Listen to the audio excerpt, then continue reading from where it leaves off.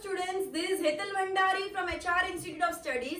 Today we are going to start with a new chapter of Statistics of Standard 12, that is linear correlation. Linear correlation. अब correlation का मतलब क्या होता है? दो variables के अंदर कोई भी changes हो रहे हो, changes किस direction में जा रहे हैं उसको बोलते हैं correlation. Correlation मतलब क्या? दो variables में जो changes हो रहे हैं. Correlation मतलब क्या होता है? दो variables को compare करते हैं, उन variables में कुछ differences आ रहे हैं, उस changes आ रहे हैं, differences नहीं changes, तो उसको बोलते हैं correlation. ठीक है, जैसे अगर मैं बोलूं कि अगर मार्केट में किसी चीज की प्राइस बढ़ रही है, किसी चीज की मार्केट में प्राइस बढ़ रही है तो उसकी डिमांड कम होगी ज्यादा होगी? ऑब्वियसली कम होगी, क्योंकि अगर मार्केट में प्राइस बढ़ रही है तो डिमांड कम होगी कि सब लोग अफोर्ड नहीं कर सकते वो प्राइस को. क्लियर है? अगर मार्केट में प्राइस बढ़ती है तो डिमांड कम होती है, बिकॉज सब लोग वो प्राइस पे अफोर्ड नहीं कर सकते पर्टिकुलर कमोडिटी. तो ठीक है, तो क्या हुआ? प्राइस बढ़ी जिसकी वजह से डिमांड कम हुई. ठीक है, तो ये क्या हो गया? Cost effect relationship. मतलब कॉस्ट क्या है मेरा, किस वजह से मेरी डिमांड कम हुई? कॉस्ट क्या है मेरा? प्राइस. प्राइस की वजह से मेरी डिमांड कम हुई. तो कॉस्ट क्या है? प्राइस. इफेक्ट किस पे आया? इफेक्ट किसके ऊपर आया? डिमांड के ऊपर आया. मेरा कॉस्ट है प्राइस एंड इफेक्ट मेरा आया डिमांड के ऊपर. तो कॉस्ट इफेक्ट रिलेशनशिप जो होता है उसको बोलते हैं कोरिलेशन.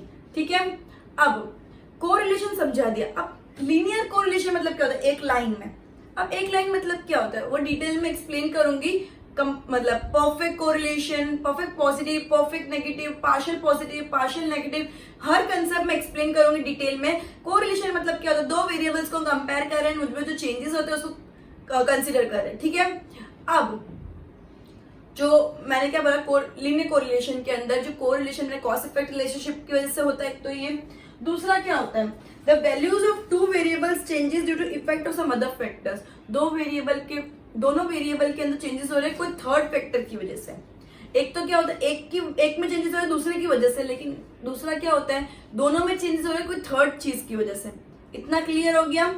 अब एग्जाम्पल्स में दे देती दो तीन कि अगर हस्बैंड की एज बढ़ रही है तो वाइफ की भी एज बढ़ेगी, साथ में किसी इंसान की एज बढ़े तो दूसरी भी.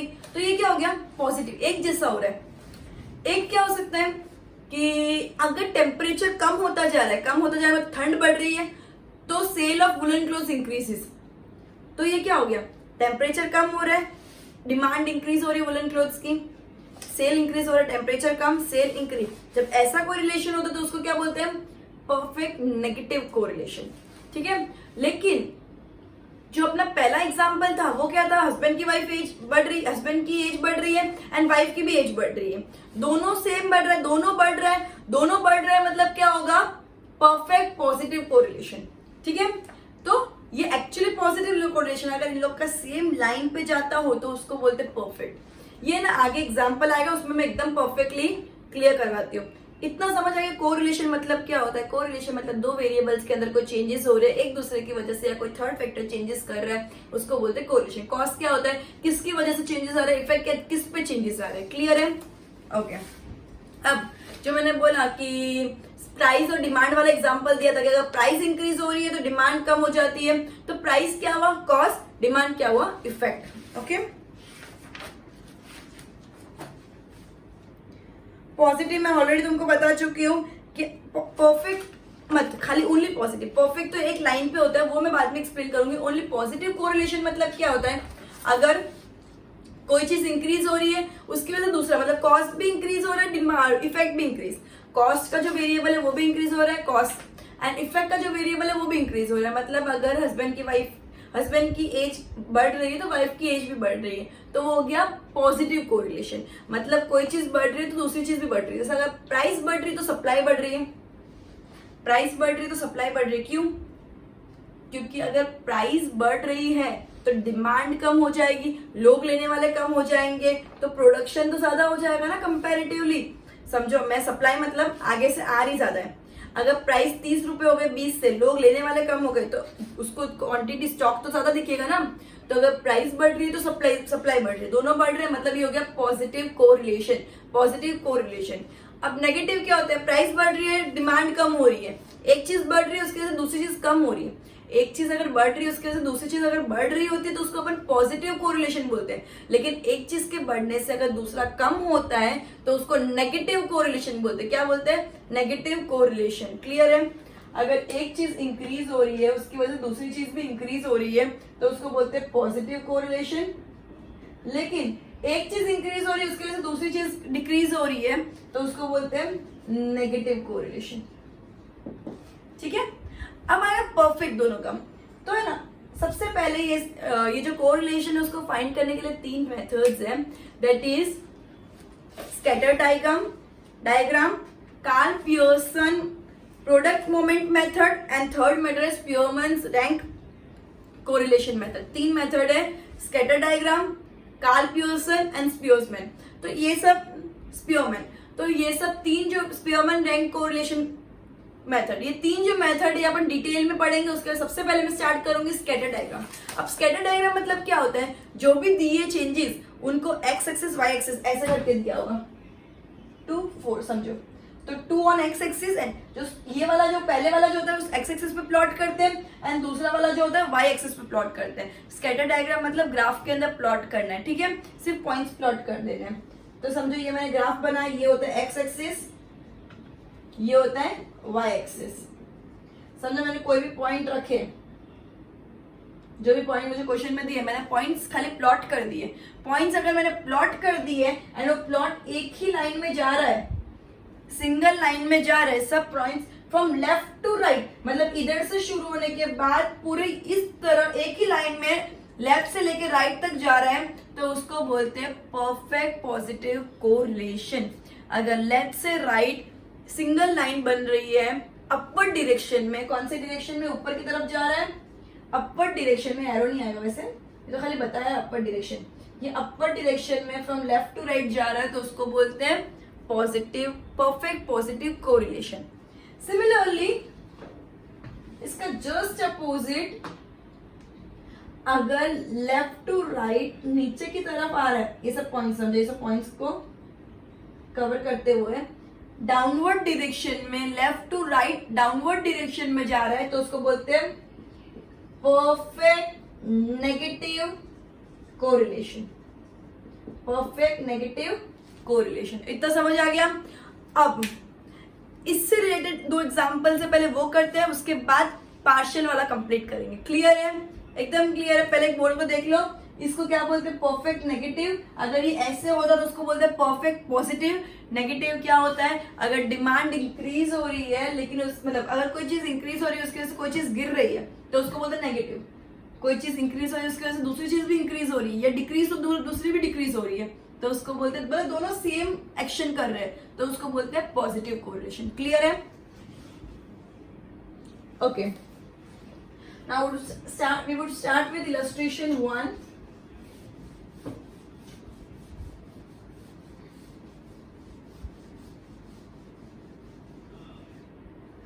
Okay. इलस्ट्रेशन 1 के अंदर पर्सन्स दिए, उसकी टैक्सेबल इनकम दी है, इनकम टैक्स दी है। जितना इनकम बढ़ेगा उतना टैक्स बढ़ेगा ना, जितनी ज्यादा इनकम उतना ज्यादा टैक्स बढ़ना पड़ेगा। तो इनकम टैक्स का अमाउंट दिया, उसके इनकम दी है, उसके ऊपर कितना इनकम टैक्स बढ़ना है, तो इनकम बढ़ रही है तो इनकम टैक्स भी बढ़ रहा है। क्लियर है? अब ये ग्राफ है, दिस इज एक्स एक्सिस। तुमको क्वेश्चन के अंदर क्लियरली एक्स एक्सिस में एक्स लिख दिया, वाई एक्सिस में वाई लिख दिया है, वाई एक्सिस। ग्राफ के अंदर स्केल लिखना कंपलसरी है। ये क्या होता है? ओरिजिन 0। ओके, ये मैं क्या लिखूंगी? एक्स एक्सिस क्या है? मेरी टैक्सेबल इनकम,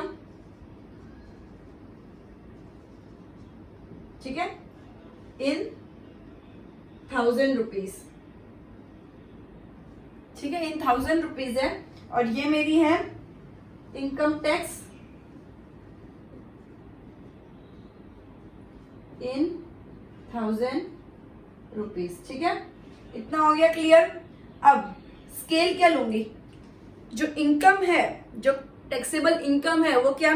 50, 30, 80, 20, 100, मतलब 10 का डिफरेंस ले सकती हो, 20 का डिफरेंस ले सकती हो, ठीक है। 10 का डिफरेंस लोगे तो भी चलेगा। मेरे स्पेस की कमी है तो मैं 20 का डिफरेंस ले लेती, 20, 40, 60, ग्राफ पेपर बहुत बड़ा था, तुम 10 का भी डिफरेंस ले सकते हो, 100। ठीक है, दूसरा क्या है, 10, 6, 16, 4, 20। ओ सॉरी, मैंने ये वाला इधर लिखना था, मैंने भूल से इधर लिख दिया। ये क्या हो जाएगा, 20, 40। टैक्सेबल इनकम मैंने बाय मिस्टेक उधर लिख दी थी इनकम टैक्स के कॉलम में, तो मैं इधर लिख दिया 60, 80 एंड 100। अब इनकम टैक्स क्या है, 10, 6, 16, 4, 20। अब ये सब अराउंड 4 का मल्टीपल है, ये सब अराउंड 4 का मल्टीपल है। मैं इसमें 2 का डिफरेंस भी ले सकती हूँ एंड 4 का डिफरेंस भी ले सकती हूँ। क्लियर है, अगर मैं 2 का डिफरेंस लूंगी तो भी बहुत अच्छे से हो जाएगा, 4 का डिफरेंस लूंगी तो भी बहुत अच्छे से हो जाएगा। तो मैं क्या करूंगी, 4, मेरे जगह की कमी है, तुम लोग 2 का डिफरेंस लेके भी कर सकते हो, कोई इश्यू नहीं है। 4, 8, 12, 16, 20। ठीक है, हाईएस्ट 20 है। ओके, सबसे पहला मेरा क्या है, एक्स एक्सिस पे 50 मतलब इन दोनों के बीच में, एंड वाई एक्सिस पे 10 मतलब इन दोनों के बीच में। ये मेरा इधर एक पॉइंट आ गया। फिर दूसरा वाला पॉइंट है मेरा 30 एंड 6, 30 एंड 6, दूसरा मेरा पॉइंट इधर आ गया। थर्ड पॉइंट है मेरा 80 and 16, 80 and 16, 80 that is here and 16। Okay, then 20 and 4, 20 and 4। Okay, then 120, 120 मतलब 100 एंड 20, तो 100 एंड 20। सो मेरा क्या हुआ, पूरा एक लाइन में आ गया। ये मैं एग्जैक्ट, मेरे पास पॉइंट नहीं है ग्राफ का, इसे थोड़ा टेढ़ा मेढ़ा हुआ, लेकिन एग्जैक्टली एक लाइन बनेगी। इसको बोलते हैं परफेक्ट पॉजिटिव कोरिलेशन। क्या बोलते हैं, परफेक्ट पॉजिटिव कोरिलेशन। इधर तक क्लियर हो गई। अब इसके अंदर क्या लिखना कंपलसरी है, स्केल, वरना मैं 0 मार्क्स दूंगी। स्केल एक्चुअली 0 तो नहीं, लेकिन इसके लिए 1 या 2 मार्क कटता है। क्लियर है, इसके लिए एग्जाम में 2 मार्क या 1 मार्क कटता है। तो स्केल लिखना कंपलसरी है, एक्स एक्सिस, वाई एक्सिस लिखना कंपलसरी है, ओरिजिन लिखना कंपलसरी है, जो भी क्या चीज डिनोट कर रहे हो वो चीज लिखना कंपलसरी है, एंड फिर ये लिखना है। क्लियर है, तो एक्स एक्सिस मतलब क्या, एक्स एक्सिस में कितना लिया अपन ने, 1 centimetre is equal to 20,000 rupees. ठीक है, अब y axis is equal to कितना लिया अपन ने, 1 centimetre is equal to 4,000 rupees. ठीक है, तो ये तुमको स्केल लिखना कंपलसरी। इधर तक क्लियर हो गया, ये फर्स्ट सम कंप्लीट हो गया। परफेक्ट नेगेटिव कोरिलेशन भी मैं एक्सप्लेन कर चुकी हूँ, उसका भी एग्जांपल देख लेते हैं पहले क्लियरली। क्या होता है, एक चीज इंक्रीज होती है, उसके वजह से दूसरी चीज अगर गिरती है तो उसको बोलते हैं perfect negative correlation. Negative correlation, लेकिन जब परफेक्ट कब बनता है, जब वो left to right downward direction में जाता है उसका ग्राफ, तो उसको बोलते हैं परफेक्ट नेगेटिव। नेगेटिव क्या होता है, एक चीज इंक्रीज हो रही है, उसके दूसरी चीज डिक्रीज हो रही है। लेकिन परफेक्ट कब बनता है, जब फ्रॉम अपवर्ड टू डाउनवर्ड गिरता है, वो डाउनवर्ड जब गिरता है फ्रॉम लेफ्ट टू राइट, तो उसको क्या बोलते हैं, perfect negative correlation.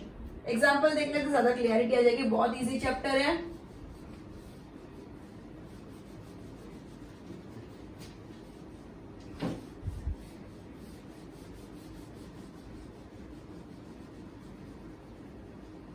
Okay. Illustration 2.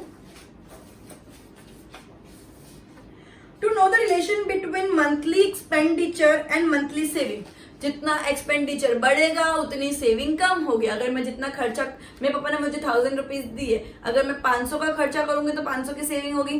लेकिन अगर मैं खर्चा ज्यादा करूंगी, अगर मैं 600 का खर्चा करूंगी तो मेरी सेविंग कम हो जाएगी 400। लेकिन अगर मैं 200 का ही खर्चा करूंगी तो मेरी सेविंग बढ़ जाएगी। अगर मैं खर्चा कम करूंगी तो मेरी सेविंग ज्यादा होगी। क्लियर है, तो खर्चा और सेविंग हमेशा अपोजिट डायरेक्शन में जाता है। क्लियर है, अगर एक चीज बढ़ रही है तो दूसरा घटता है, एक चीज घटती है तो दूसरा बढ़ता है, तो उसको बोलते हैं नेगेटिव कोरिलेशन। एंड जब वो एक ही लाइन में from left to right downward direction में जाता है तो उसको बोलते हैं परफेक्ट नेगेटिव कोरिलेशन। अब अपन स्कैटर डायग्राम करेंगे सेकेंड इलस्ट्रेशन का। 5 फैमिलीज का दे दिया है, मंथली एक्सपेंडिचर, मंथली सेविंग। ठीक है, अब एक्सपेंडिचर नीचे, सेविंग ऊपर, क्योंकि X axis Y axis clearly denote कर दिया कौन सा क्या लेना है। क्लियर है, ये क्या हो गया मेरा ओरिजिन, ठीक है। ये हो गया मेरा Y axis, this is X axis, X axis Y axis, ठीक है। अब ये क्या है 15, 18, 8, 10, 12 एंड 5, 2, 12, 10 एंड 8। अब सबसे ऊपर वाला जो है उसके अंदर कुछ भी कॉमन मल्टीपल नहीं है, तो अपन क्या करेंगे 2 2 का डिफरेंस ले लेते हैं, तो भी ऊपर वाले में 4 4 का डिफरेंस ले लेते, नीचे वाले में 2 2 का डिफरेंस ले लेते, ठीक है। तुम लोग का स्पेस बड़ा है, तुम 2 2 का डिफरेंस भी लोगे तो भी कोई इशू नहीं है, इतना क्लियर है। अब एक्स एक्सिस मैंने ये मंथली एक्सपेंडिचर हो गया, मंथली एक्सपेंडिचर रुपीज 1000 रुपीज है इन 1000 रुपीज, ठीक है। और ये हो गया monthly saving, monthly savings in 1000 rupees. Okay, मैं ये चीज 4 के मल्टीपल में लूंगी और ये चीज 2 के मल्टीपल में लूंगी, तुम लोग दोनों 2 के मल्टीपल में भी ले सकते हो, कोई इश्यू नहीं है, क्लियर है। अब 4, 8, 12, 16, 20, बस बहुत हो गया, इससे ऊपर है भी नहीं, ठीक है। अब दूसरा वाला क्या है 5, 2, 12, 10, 8, 2, 4, 6, 8, 10, 12। ओके, सो मेरा एक्स एक्सिस क्या है 1 centimetre is equal to 4000 rupees and Y axis मेरा क्या है 1 centimetre is equal to 2000 rupees, clear है। ये मेरा हो गया X axis and Y axis. अब मैं क्या करूंगी, सबसे पहले 15 एंड 5, तो 15 का आएगा इधर एंड 5, ठीक है। मेरा ये एग्जैक्टली नहीं आएगा बिकॉज मेरे अंदर लाइंस की हुई नहीं है, प्रॉपर ग्राफ नहीं है, तो मेरा मत देखना, तुम लोग नॉर्मली खाली समझने के लिए समझना, तुम्हारे ग्राफ पेपर में एकदम परफेक्टली आएगा।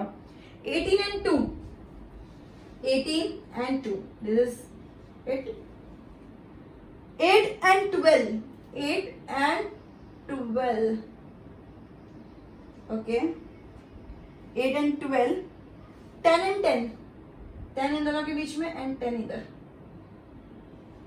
ठीक है।